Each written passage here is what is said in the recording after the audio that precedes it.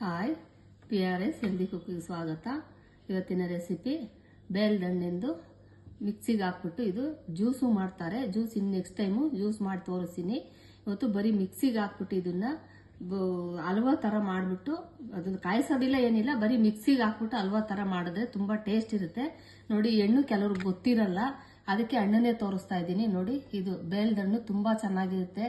Body ಯಾವಾಗಾದ್ರೂ ಜಾಸ್ತಿ ತುಂಬ ಹೀಟ್ ಆಗಿದೆಯಪ್ಪ ಅಂದಾಗ ಒಂದೇ ಒಂದು ಇದನ್ನು ಒಡೆದ್ಬಿಟ್ಟು ಒಂದು ಸ್ವಲ್ಪ ಮಿಕ್ಸಿಗೆ ಹಾಕೊಂಡ್ಬಿಟ್ಟು ಜ್ಯೂಸ್ ಥರ ಮಾಡ್ಕೊಂಡು ಕುಡಿದ್ರು ಸರಿನೇ, ಅಥವಾ ನಾನು ಇವಾಗ ಮಾಡ್ತಾ ಇದ್ದೀನಲ್ವ ಈ ಥರ ಮಾಡ್ಕೊಂಡು ತಿಂದ್ರು ಎಷ್ಟೇ ಬಾಡಿ ಹೀಟ್ ಆಗಿದ್ರು ವಿತಿನ್ 5 ಮಿನಿಟ್ಸಲ್ಲಿ ಕೋಲ್ಡ್ ಆಗಿಬಿಡುತ್ತೆ ಬಾಡಿ. ಬೇಕಿದ್ರೆ ನೀವು ಒಂದ್ಸಲ ಟ್ರೈ ಮಾಡಿ ನೋಡಿ, ತುಂಬ ಚೆನ್ನಾಗಿರುತ್ತೆ. ನಾನು ಇವತ್ತು ಇದನ್ನ ಹೇಗೆ ಮಾಡೋದಂತ ತೋರಿಸ್ತಾ ಇದ್ದೀನಿ. ನೋಡಿ, ಈ ಬೇಲ್ದಣ್ಣು ಇವಾಗ ಒಡ್ಕೊಂಡು ಅದ್ರೊಳಗಿರೋದು ಹಣ್ಣೆಲ್ಲ ಎತ್ಕೋತೀನಿ.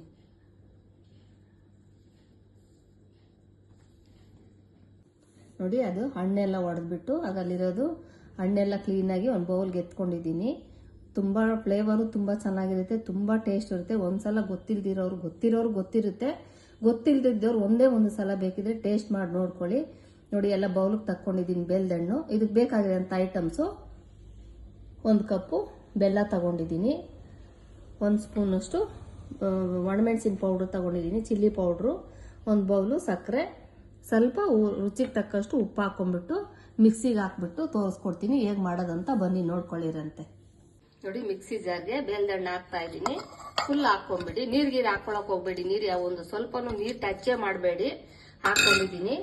ಒಂದು ಬೌಲಷ್ಟು ಬೆಲ್ಲ ಹಾಕ್ತಾ ಇದ್ದೀನಿ, 1/4 ಬೌಲಷ್ಟು ಸಕ್ಕರೆ ಹಾಕ್ತಾ ಇದ್ದೀನಿ, ಸ್ವಲ್ಪ 1 ಟೀ ಸ್ಪೂನ್ ಅಷ್ಟು ಉಪ್ಪು ಹಾಕೊಳ್ಳಿ, ಜಾಸ್ತಿ ಹಾಕ್ಬಿಡಿ. ನಾನು ಅಂದಾಜ್ ಮೇಲೆ ಹಾಕ್ತೀನಿ, ನೀವು ಒಂದೇ 1 ಟೀ ಸ್ಪೂನ್ ಉಪ್ಪು ಹಾಕೊಳ್ಳಿ. ನೋಡಿ, ಒಂದು ಸ್ವಲ್ಪ ಹಾಕ್ತಾ ಇದ್ದೀನಿ. ಚಿಕ್ಕ ಮಕ್ಕಳು ಕೂಡ, 1 ವರ್ಷದ ಮಗು ಕೂಡ ಇದನ್ನ ತಿನ್ನಿಸ್ಬೋದು, ಅಷ್ಟು ಟೇಸ್ಟ್ ಇರುತ್ತೆ, ಅಷ್ಟು ಒಳ್ಳೇದು. ನೋಡಿ, ಸ್ವಲ್ಪ ಮೆಣಸಿನ ಪೌಡರ್ ಹಾಕ್ತಾ ಇದ್ದೀನಿ. 1 ರೌಂಡ್ ಜಾರ್ಗೆ ಹಾಕೊಂಡ್ಬಿಡೋಣ, ಮಿಕ್ಸಿಗೆ ಹಾಕೊಂಡ್ಬಿಡೋಣ.